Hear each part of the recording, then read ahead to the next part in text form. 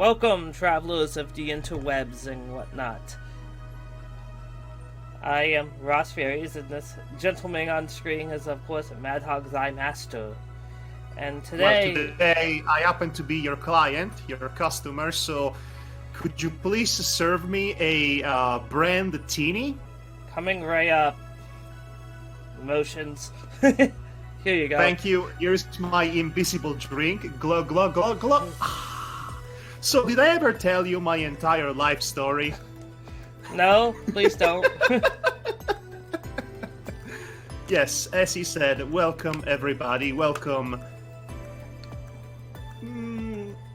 patrons and appreciators of the fine arts and booze. I am Madhog, thy master, and this gentleman here would be Ross Faries. Yes, that is me. I mean, gentleman. This guy. This guy! This guy! Am I pointing at the right direction, by the way? I don't know. No, you're pointing in the completely wrong direction, but I don't care. Yeah, that's better. Okay. This guy! Right. So we are testing a whole new setting for possible podcast recording, as you might be able to see. And what better way to start this than by discussing about a game that we both played recently. It's almost appropriate because E3 is going on at this specific moment. We are not watching it, but it is going on, so this is not relevant to E3 in any way, shape, or form. Therefore, we can pretend that this podcast has a timelessness to it. Yes, of course. I mean, it is a game review, so it's always going to be linked to the relevancy of the game in question. The game has been out for a couple of years now. Yes, but only now has it really started to get attention because of its Switch release. Yes, another thing that the Switch can be thanked for. Because a game like that really does not get enough attention on Steam. Hey Madhog, what is the name of the game that we're talking about? VA-11 whole A. Or Valhalla for normal people. Some time ago, what was it, a month, two, you started playing this game? Correct. I'm a slow game player because I have so much on my plate at any point, but I basically picked it up the day it went on Switch because I always kind of had an interest in it. But the problem with having like a very visual novel style game is I'm seldom able to block that kind of time to just be at my computer playing it. So it's a lot easier for me to like pull out my Switch during like a lunch break and do like a couple days at a time. If that makes sense. It does. You're not simply playing a game. As you said, it's more akin to a visual novel. Probably easily the best written visual novel I have ever personally experienced. But it's a good read more than a good game. Exactly. It does have gameplay elements, but they are very, very limited. Scarce. Yes. So because of that, you kind of have to go in knowing that this is basically a visual novel, almost through and through.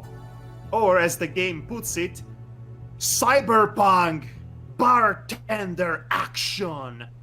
I don't think there's actually any action here, but no, the other two kind of work. Ironic.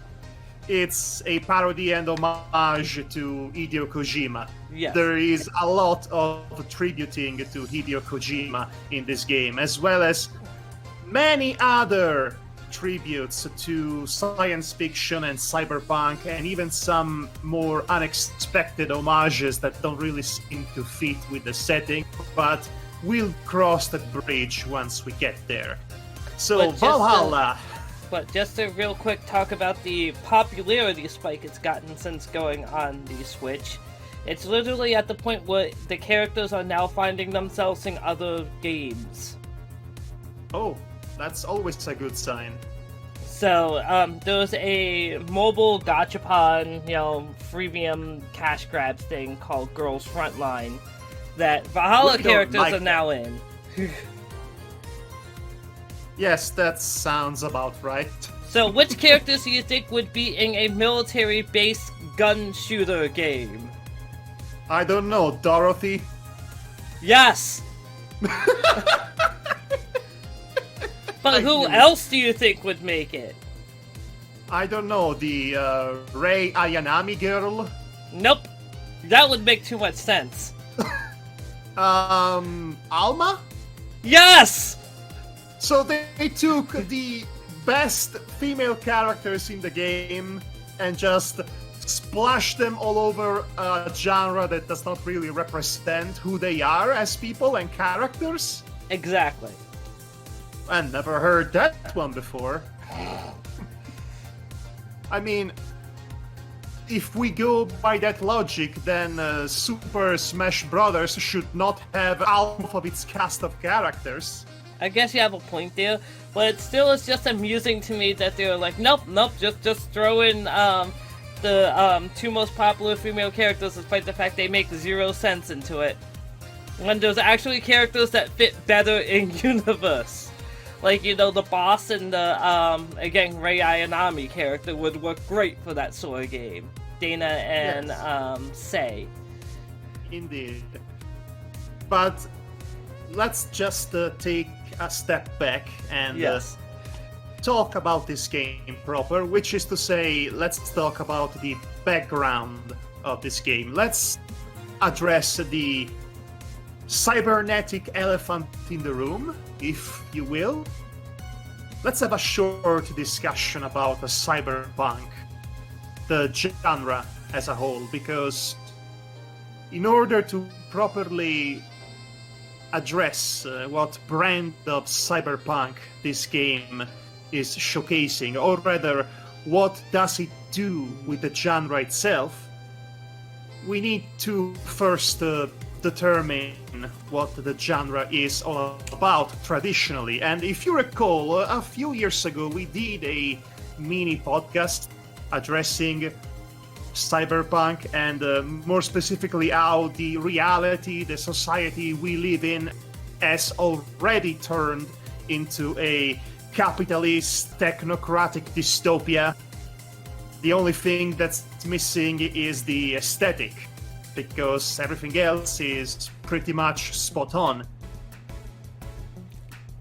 I mean, yes, that's nothing to really laugh about. There is no punchline. That's how things are. Corporations around the world, we are just the cogs in the machine, and life goes on, which is really the point that Valhalla tries to make. But before that, cyberpunk as a science fiction current officially is born with the 1983 novel by the same name, Cyberpunk, but there are a lot of important milestones even before that is a thing.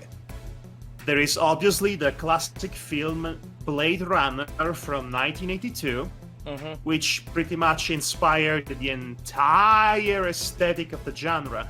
And was that loosely based on a novel, Android's Dream of Electric Sheep? Yes, it is loosely based on the novel by Philip K. Dick. I have a book of him here. It's not that book, but it's a book. So, funnily enough, Do Android's Dream of Electric Sheep is just a sandwich between The Divine Invasion and Dr. Blood Money. Those are titles. Yes. So, yes, Philip K. Dick is one of the progenitors of the genre, the really bleak, pessimistic genre of science fiction that predicted the world would be soon run by corporation, leading to the dehumanization of the workforce, control over technology and technological progress, and also Japanophobia. A lot of Japanophobia. In fact, Cyberpunk is pretty much all about that. It's about corporations taking over the world. We all thought they were going to be Japanese. Oh, Let's just it would have say been we right were next door. outright. Wrong were country, outright. right concept. Yes, so as I said, we are living in a futuristic dystopia, except without the Japanophobic informed aesthetic. The world does not look like the city of Osaka at night, is what I'm trying to say. Correct. It looks more similar to The Matrix, except without a green filter over everything. In fact, if I'm being honest, The Matrix is the Diet Cola of Cyberpunk. It kind of is, yeah. Ish. But actually, funnily enough, the first film to be addressed as cyberpunk was Terminator by James Cameron. At the time of its original release, Blade Runner was considered a sci-fi noir, which is fair. Still fits, yes. So to summarize, cyberpunk, Blade Runner aesthetic, capitalism is bad, also Japan is bad. And then you But- had this entire genre just come to a complete standstill after the 80s.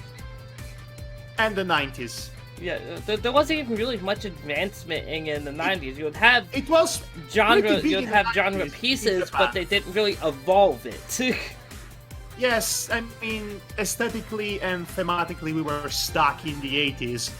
Then we had Ghost in the Shell and Akira before that.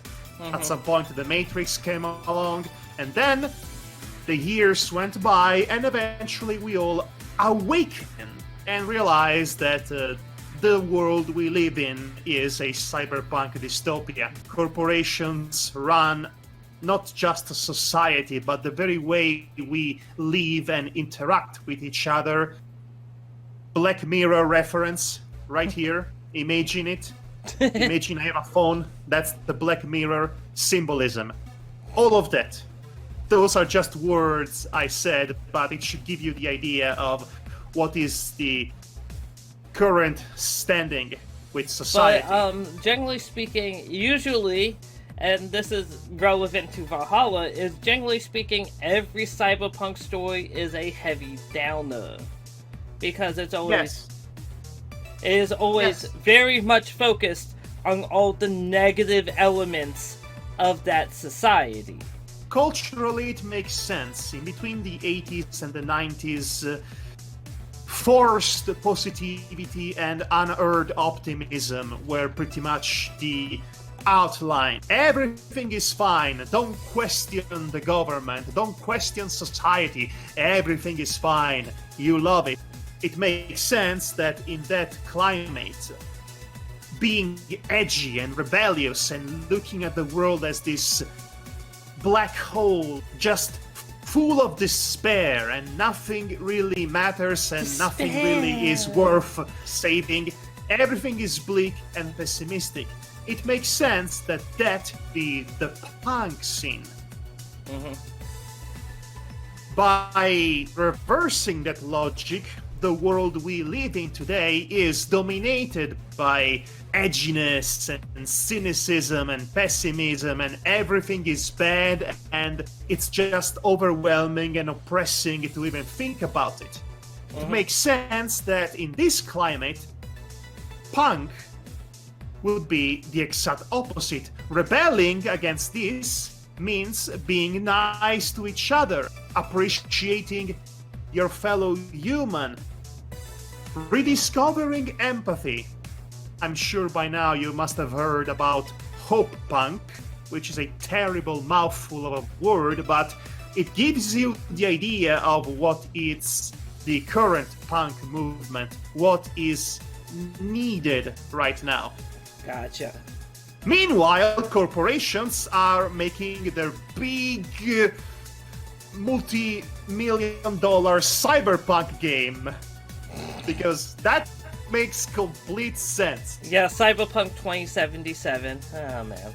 I don't care about that. I don't care about cyberpunk anymore.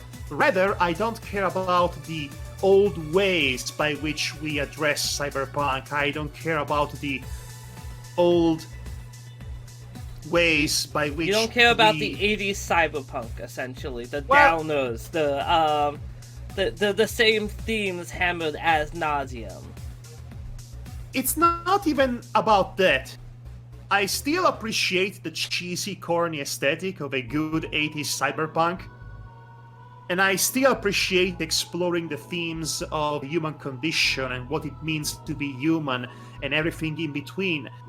I just wish we would take those themes and we would liberate them from the troubling genre-specific issues that tend to bog them down and become counterproductive, such as that whole issue with transhumanism and that whole spiel about if you dare to be augmented with mechanical parts for this or that other reason, then you might not even deserve to be considered a person because you're not biologically pure. It's the kind of dangerous rhetoric many transphobes and TERFs like to employ when they talk about trans people. So you can see the problematic application of that mentality outside of the allegory and brought right into real life. That's why we needed to get rid of all that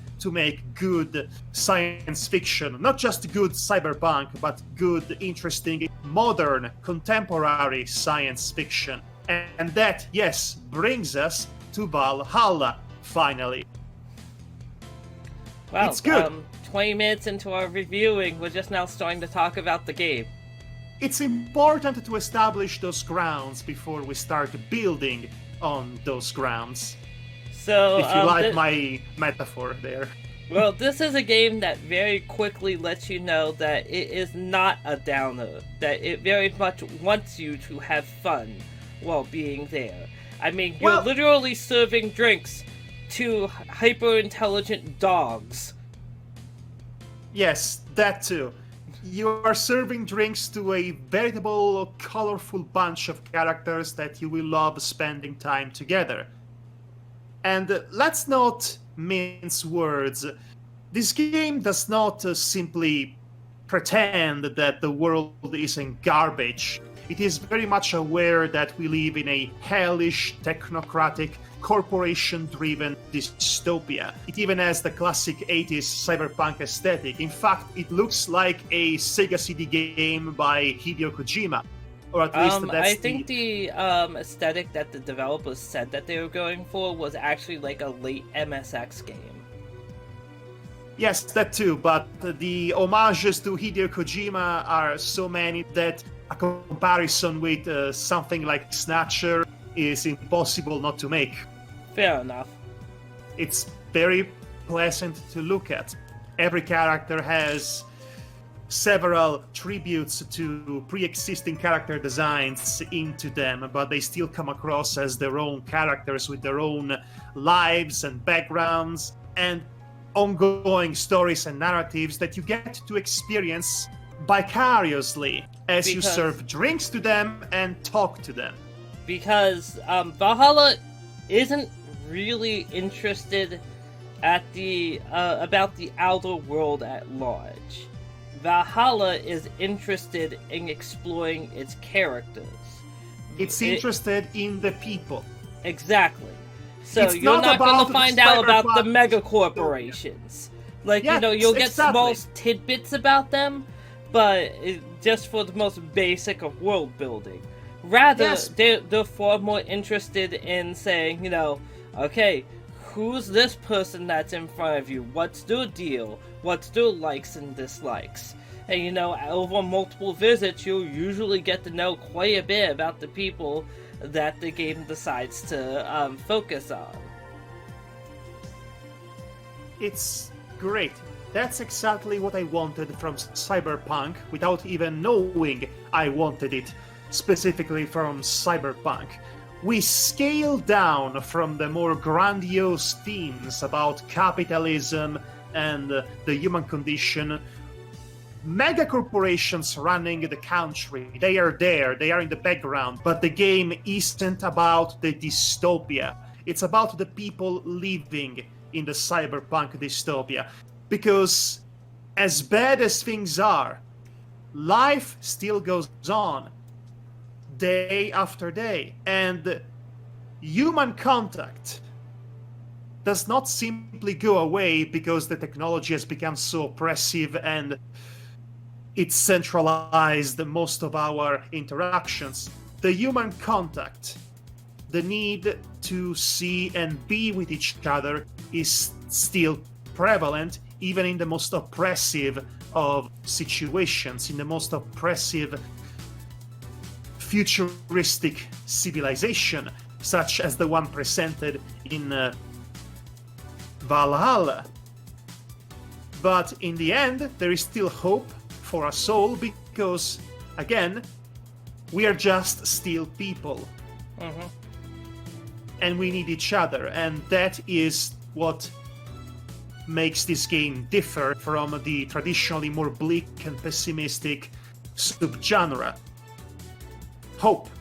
This is more hope punk than cyberpunk, if you think about it.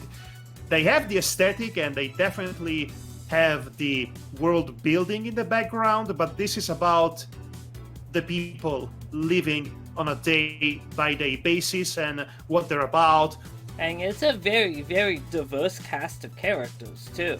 Oh yes, we should talk about them, So probably, the first one I want to talk about is Gillian. Because, like, you never find out what his deal is. That's the joke. That's a recurring joke. gag. Like, this guy might be a secret agent. He might be, like, you know, in deep with the mob and trying to keep a low profile. With the Yakuza, because Yakuza. cyberpunk. But you never know what this guy's deal is. It's just like, he mysteriously showed up, and he just occasionally disappears for a while before showing back up. And you're just like, you have to be okay with this.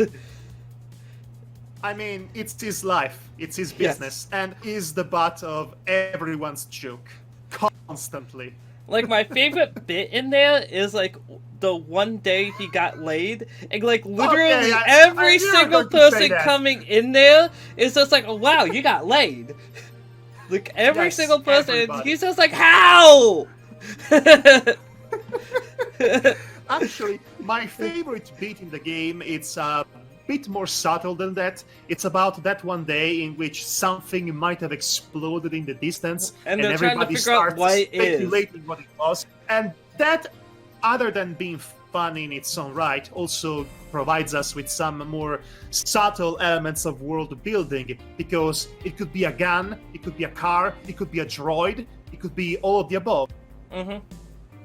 But actually, the worst part of the game in terms of writing is how a lot of said world building is addressed.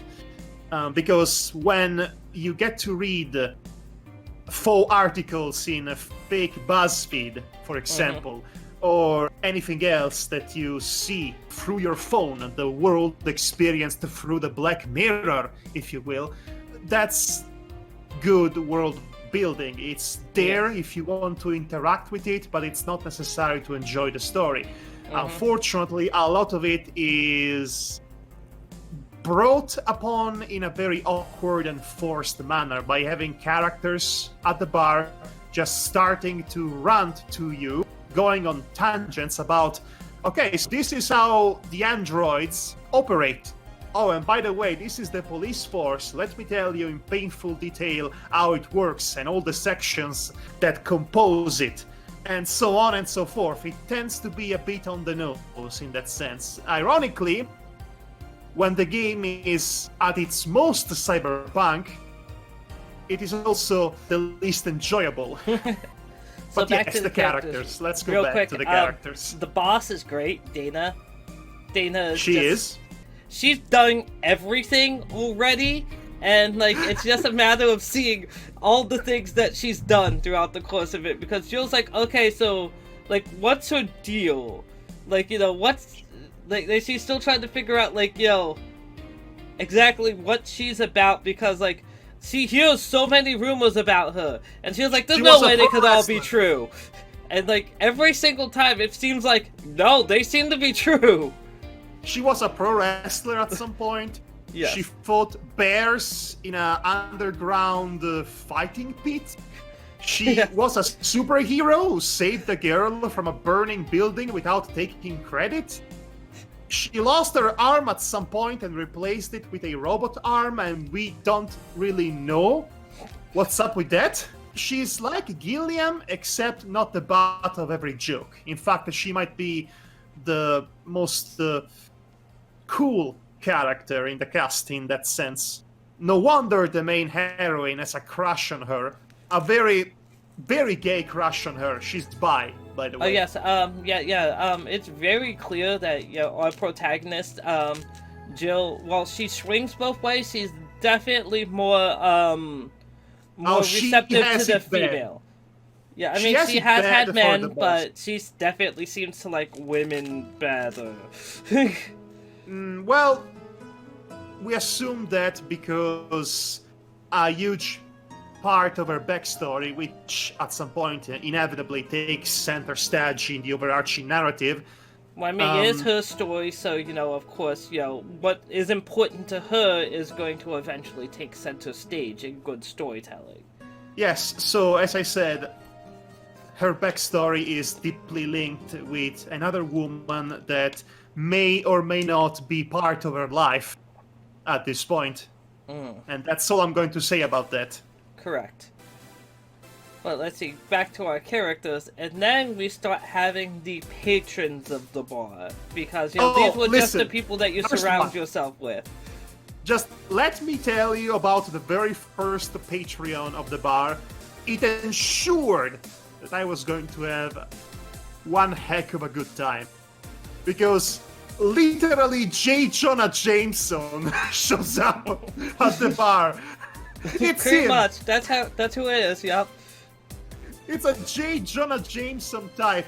He starts raving like a madman about celebrities and sexism, and is very much the kind of person that you know what you're getting. Yes. If you listen to him talk one time, it's J. Jonah Jameson, and boy, he is as unpleasant as he is funny. It's the rated R JJ, basically.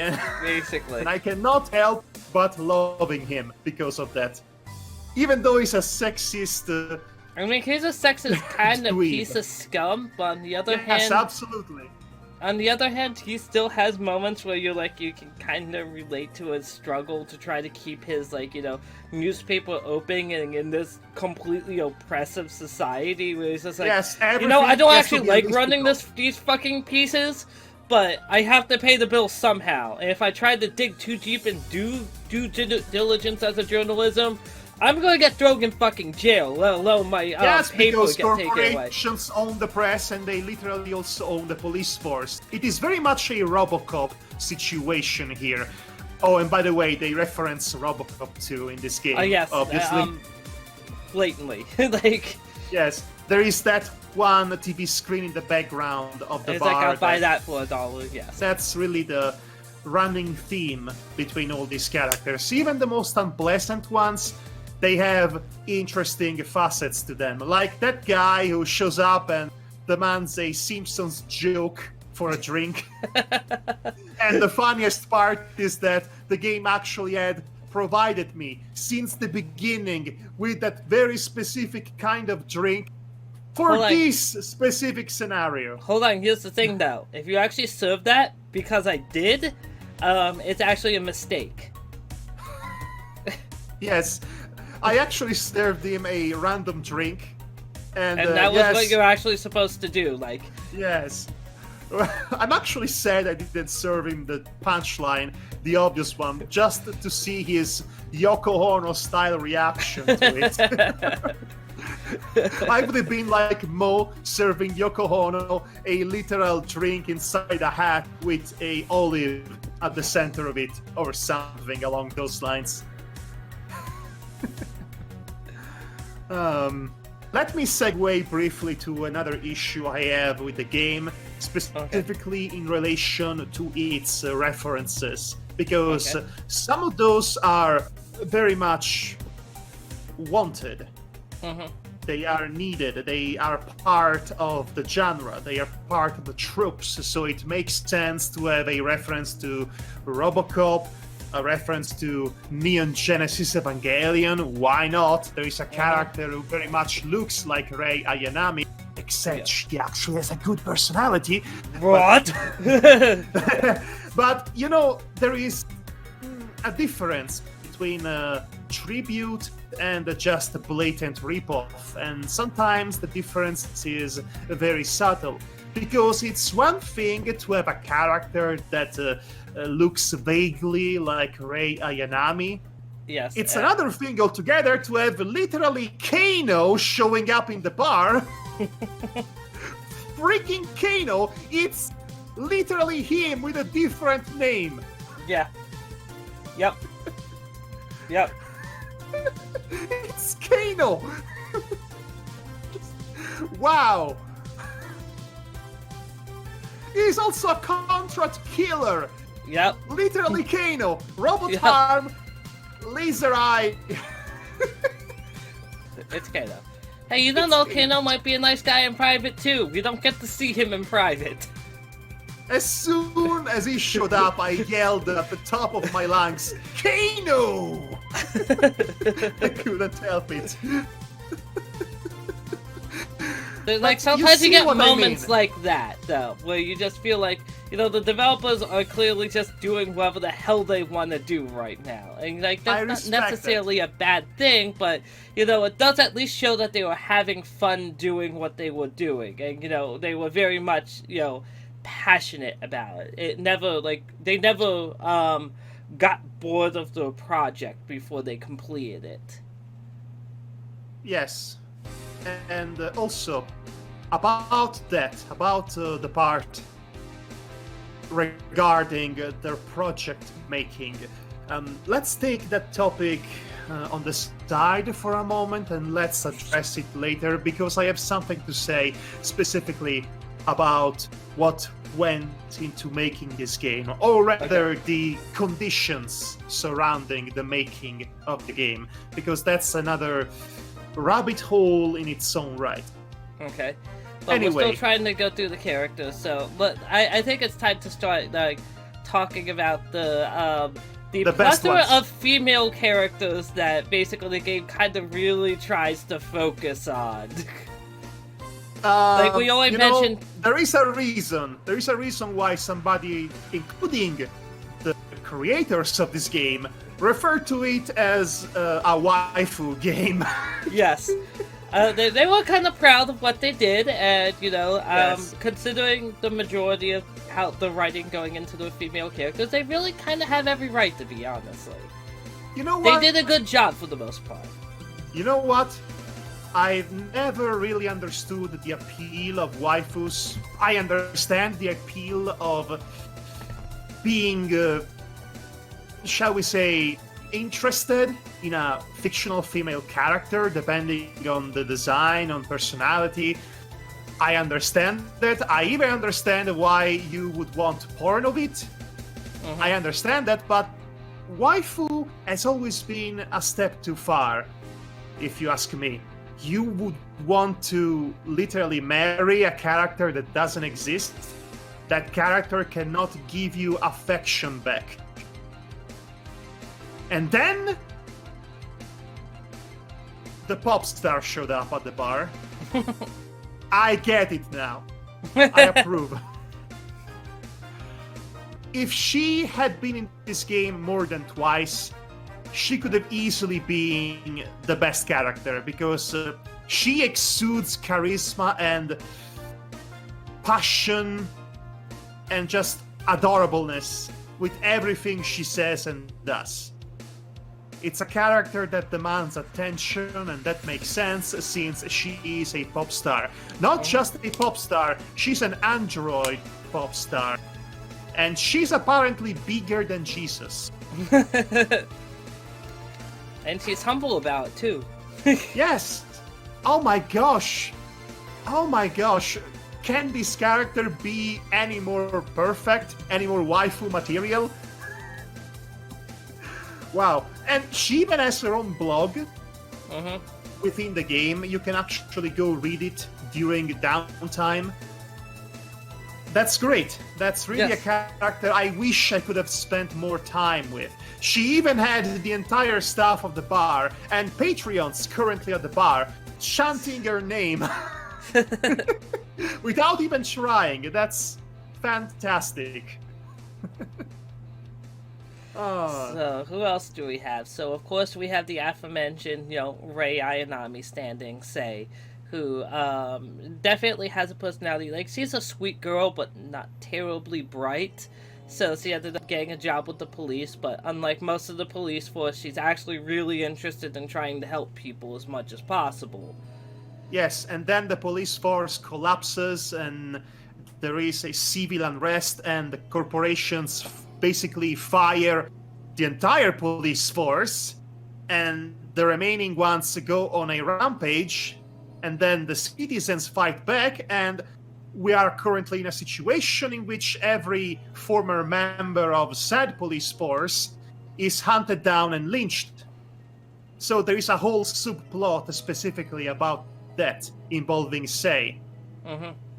And that's kind of one of those moments where you really kind of don't know where the game's going to go with it at that point. Because of the brutality of the world that it's in, you could easily see them actually offing a character at that point. And, completely getting away with it.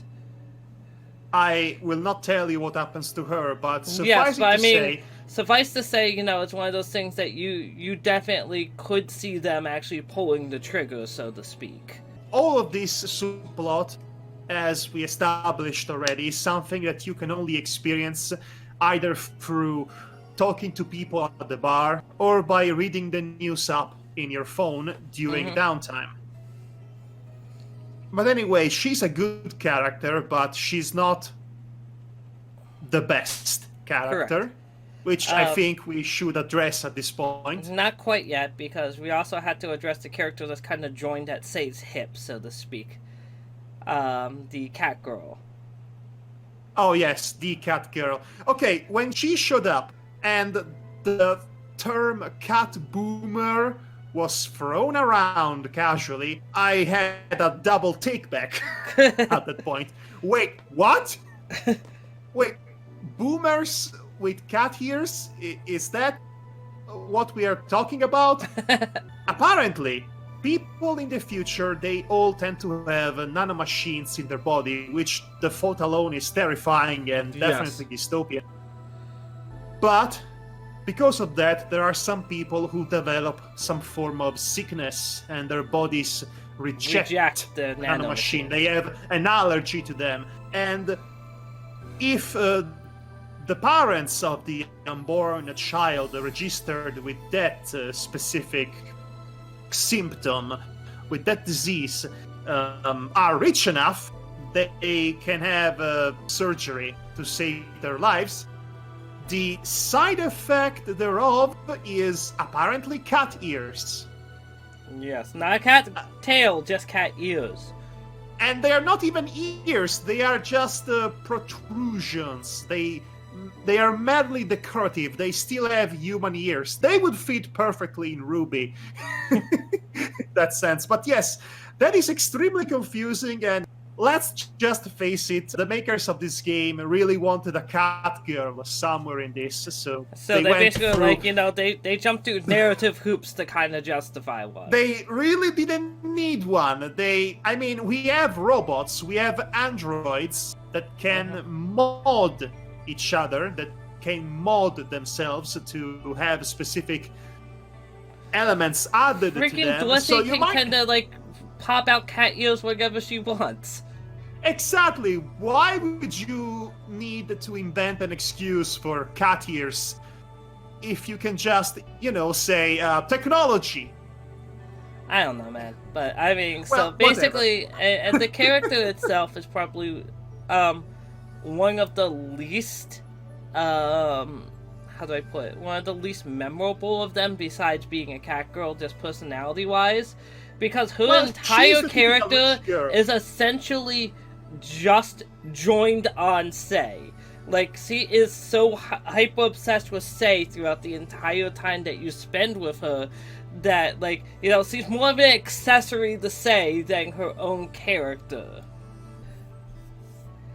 So moving on, then we start getting towards the cream of the crop. But first we have the character who essentially facilitates the bad ending, and somehow, why? Okay, so basically, you have essentially who probably is your best friend, all told, in like canon at this point. Alma. Yes, her and Dorothy are canonically the best friends, the best of friends. Yes. And Alma is Alma, basically also known as Armitage, because Yes. the boss would keep calling her with weird Just- names that don't even resemble Alma. But yes, she is basically a big-tittied hacker girl. For lack Yes, of a better way of putting it. exactly the kind of hacker that does not exist in real life, as Correct. far as we know, at least. But yes, she is great. Okay, let's just Yes, she is a great get out of the character. gate stronger. She is magnificent.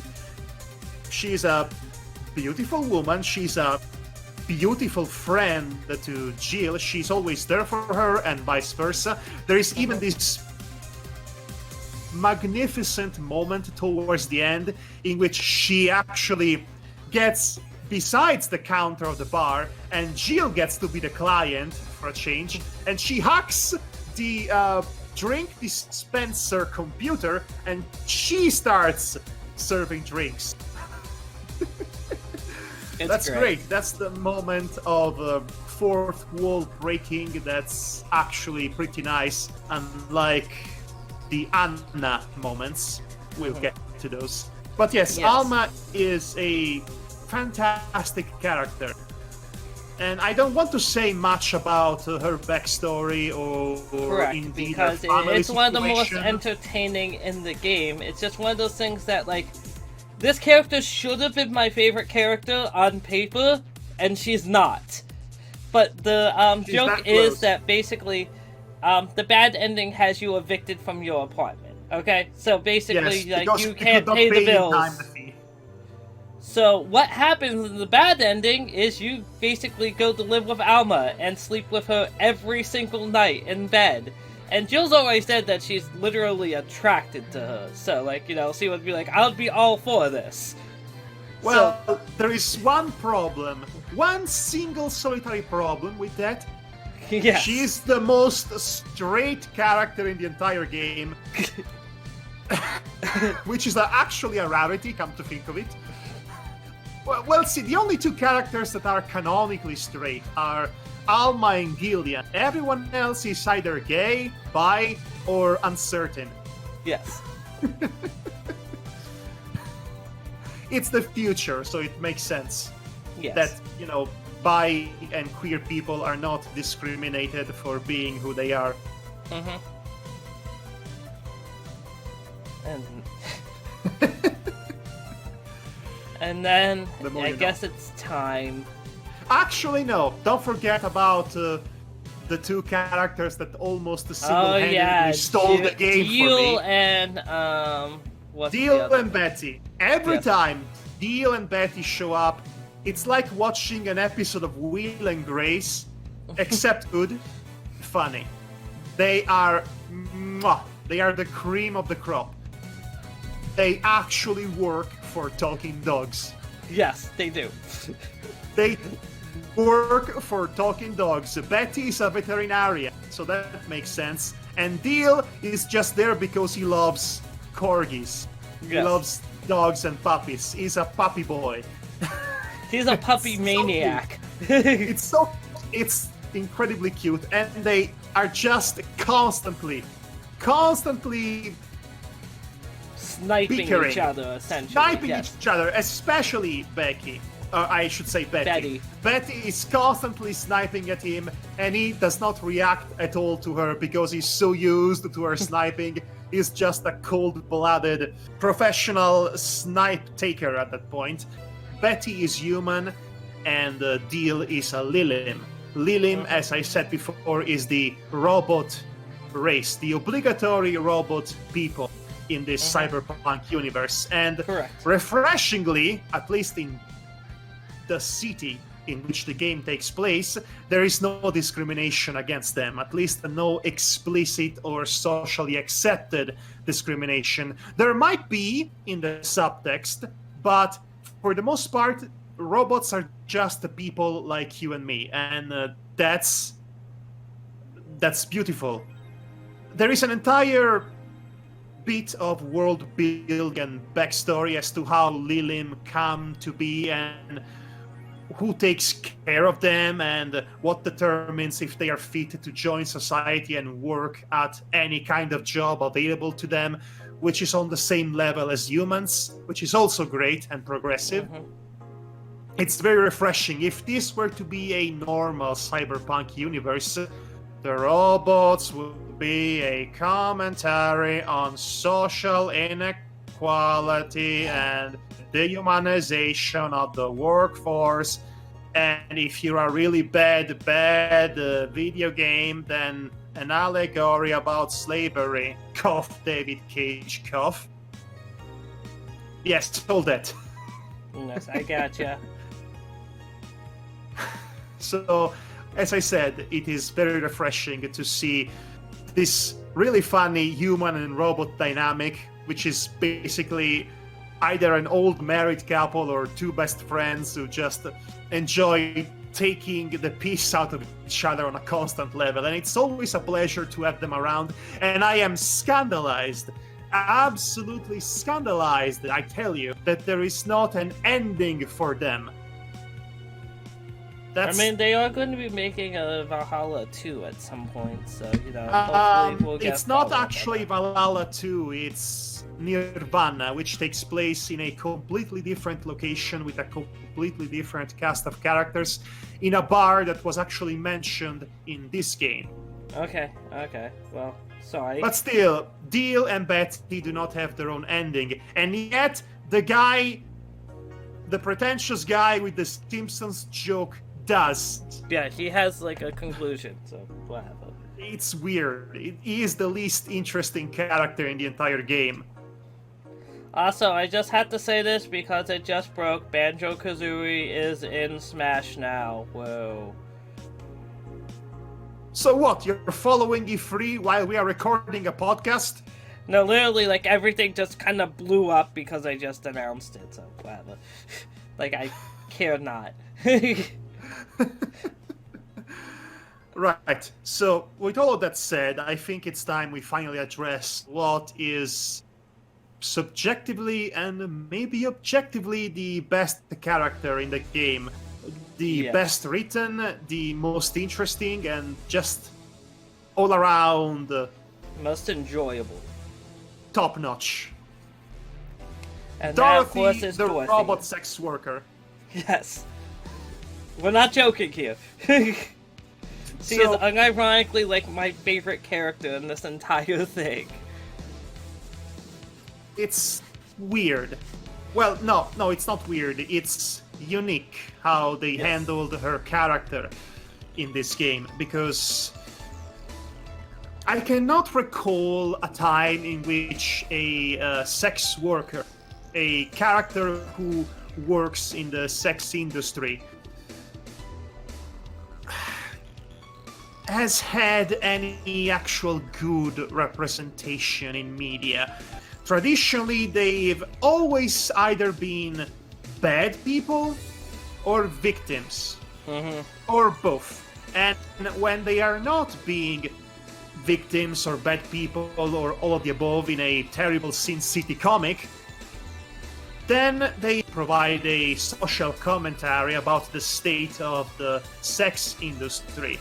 And ironically, most of the times when they do that, they forget to treat these sex workers as actual people, as actual human beings. And that's what's different in this game. Dorothy is a sex worker, as we said already. She is also a robot, a Lilim sex worker. So two stereotypes and that she are intentionally being subversed. has the body of like a 12 to 13-year-old girl. Yes, which is really bad, but honestly I did not notice that up until she brought it up herself, so that doesn't ruin it. But what's really fascinating about her is how open she is about the profession she does. She cannot stop talking about it. She takes great pride in what she does, and she does not get shamed for it. Correct. But even better than that is that her profession as a sex worker does not define her as a character. Eventually, she opens up more and we learn more about her backstory and her own personal conflict, which, surprise, surprise, has nothing to do with her profession.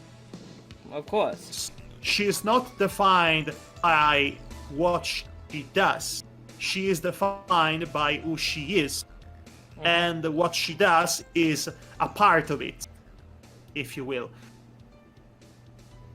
And she's just the best. She's just so nice. She manages to be so cute and bubbly and peppy, and also have the most frank and open discussions about sex and over quirky, shall we say, experiences.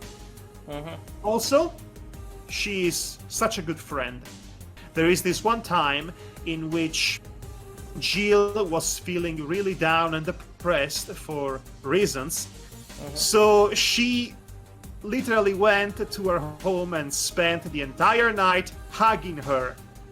She basically was Betamax from Big Hero 6. I don't know if Betamax was his name, but she was basically the big comfort robot from Big Hero 6 all night to make her feel better, and that was so sweet. But yes, Dorothy is great. But every character is really good, and that's actually a very positive aspect to mention, because this game would live or die by the way its characters are written and presented. And since they are all very well written and presented overall, then this game becomes enjoyable great. From beginning to end. Yes. Great literature. We didn't really address the quote-unquote gameplay mechanics here, but that's because they're extremely threadbare. So essentially, you have to mix drinks for your customers, and you have this book that literally tells you how to make every drink. So it's more about just kind of paying attention to what they want. And now, if you buy the thing that Jill wants every day, it'll give you a little cheat, like, okay, that's what they wanted. So, basically while you're going through the book. Otherwise, you just have to remember, what they just said, essentially. Now, there are a couple points where the game will basically make you pull from much, much further back to try to remember, what's J. Jonah Jameson's regular drink or something. It's beer. It's always beer. It's not difficult to remember beers. Or if one more difficult, what's Dorothy's favorite drink? It was a piano woman. Yes. I actually had to look that up because I think she mentioned it once. But yes, Dorothy is all about girly and sugary drinks. Those are her favorites. So when she asks you, here's a bit of a Valhalla pro tip there. If she asks you for a drink she would like, you cannot go wrong with a sugary, girly drink. Now, the one thing that you do have some sway over gameplay-wise is what drinks you serve, and you actually get a good number of times where you get to make the choice for the customer. So what I always do is I always choose the most expensive option I possibly can that fits the criteria. Yes. Because you gotta pay those bills. Those bills are very expensive, but then again, you get a very generous paycheck at the end of every day. This is basically a less stressful version of Papers, Please, which is another game that this visual novel has been very often compared to. And yes, it is very similar to the game, but at the same time, it's completely different. Its focus is more in interacting with the customers rather than just deciding if they get to be arrested or not. But regardless, I mean, I don't think we can go a whole lot more into Valhalla without like. Well, really I'll doing say spoilers. this. It's not like any other visual novel when an ending is determined by the choices of what you might say. The drinks are the ones that determine the ending. Mhm. That's all you can say, really. There is one specific moment in the game in which there are text options, but that's more of an extra hidden in the menu. Mhm. And I want to say more about that. But yes, Valhalla is a very good reading for all intents and purposes. It's a good book with some gameplay sprinkled all over it, and I cannot recommend it enough. It has its issues in terms of how it presents its world building, and I even mean, more come on. I so. think you would have to hear it by default by the fact that like Monster Girl games are now like the most popular games in existence in this world. Yes, but again, that's something that you can read about on your time Yes. on the phone. It's not its own tangent delivered by a character to the bartender, which most likely already knew about it. Mhm. It's not forced exposition, is what I'm trying to say. This game is at its weakest when it tries to have its own lore, so to speak, ironically. When it's just a game, a story about bartending and talking to people, it's a masterclass. And in that sense, I again cannot recommend it enough. It's the good cyberpunk, the contemporary cyberpunk, the cyberpunk in name, really, and aesthetics, and some of the tropes used to build the world in the background. But at the core of it, it's about the people, not the world at large, and not rebelling against the system.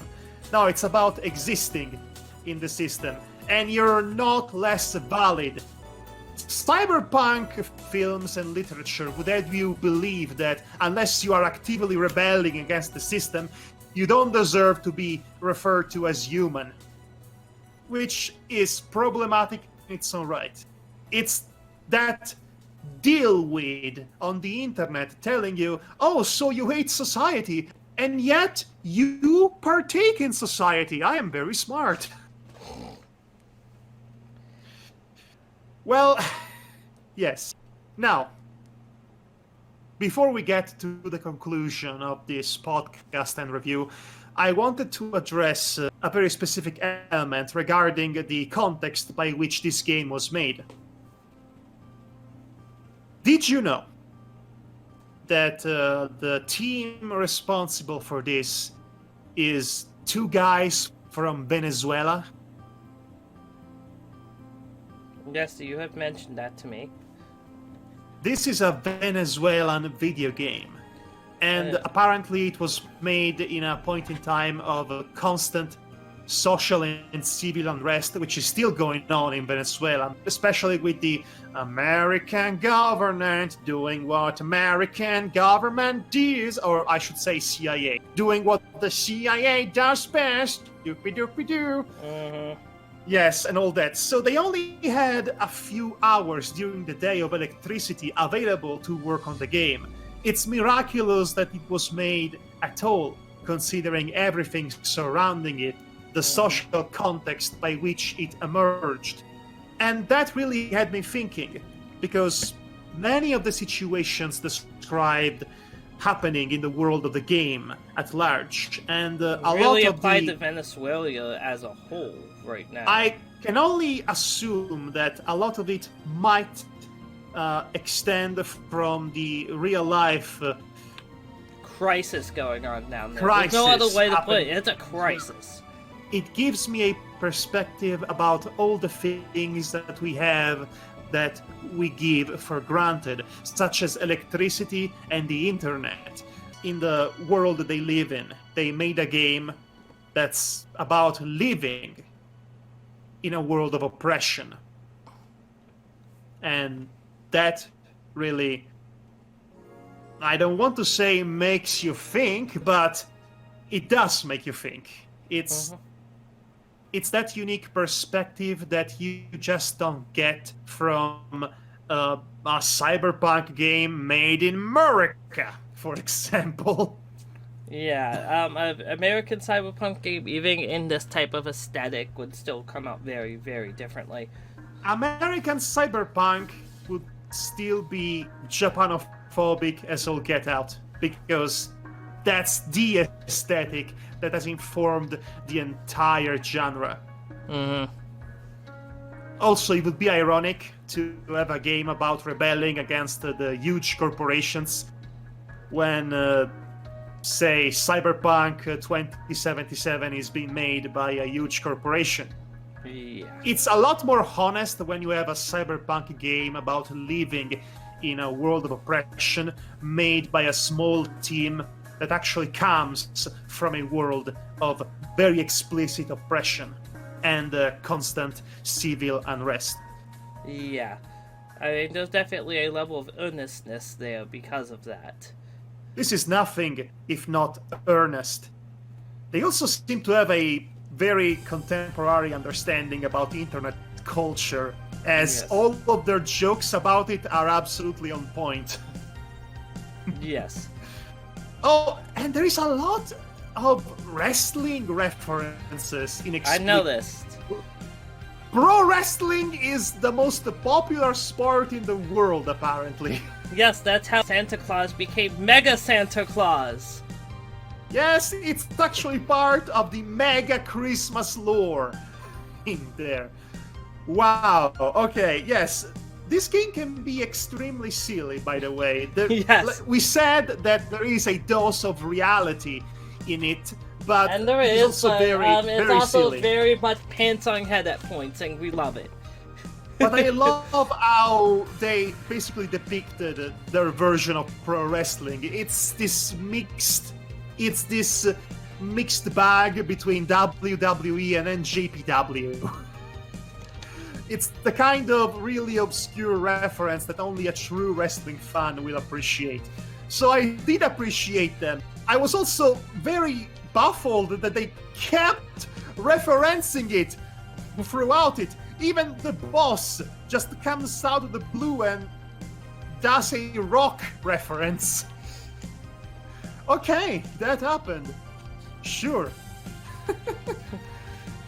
Oh, but now here's the thing. Obviously, it had to have been translated multiple times, so I don't know I don't know how much of it was the original Venezuelans, how much of it was actually, perhaps a localization team, trying to. The guys actually, I believe the guys actually are able to speak fluent English. Oh, well, if they did the localization themselves, then there we go. But I don't know if they did, but they have a YouTube channel and it's in English. So I would have to assume that they are bilingual. Also, I think this game was meant to be released for an English-speaking audience in the first place. So I would assume that the English language would be the first language of choice. I'm just speculating. I definitely know it got a Japanese release. Oh yes, well also that, but I doubt it that it was considered for a Venezuelan market because... Well, I don't know, do they have a video game market there currently? Yes, that's why I am doubting it. That's why Yes. I have my doubts, but again, I'm just speculating. Can you even play video games in a satisfying competitive level in a country that only gives you a few hours of electricity during the day? Probably not, no.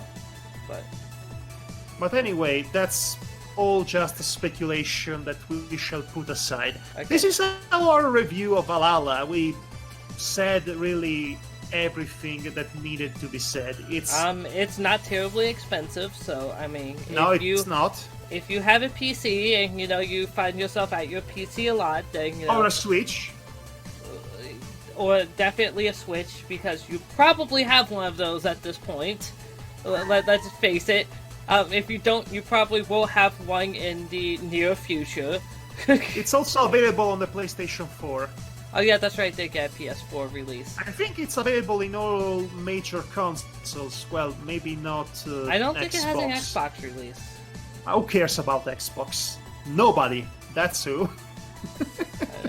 There's still a decent number of people in America that do, sadly. Yes, but you can also get the same games on computer. So Almost always, yes. So I mean, it makes the Xbox a bit redundant. correct. But regardless, you can probably play Valhalla if you can find a situation where you can just sit down and read for decent lengths of time. Then I highly recommend it. Again, it's inexpensive. It's a great read through and through, and you'll just come to love the characters here, and you'll be left waiting for the next one.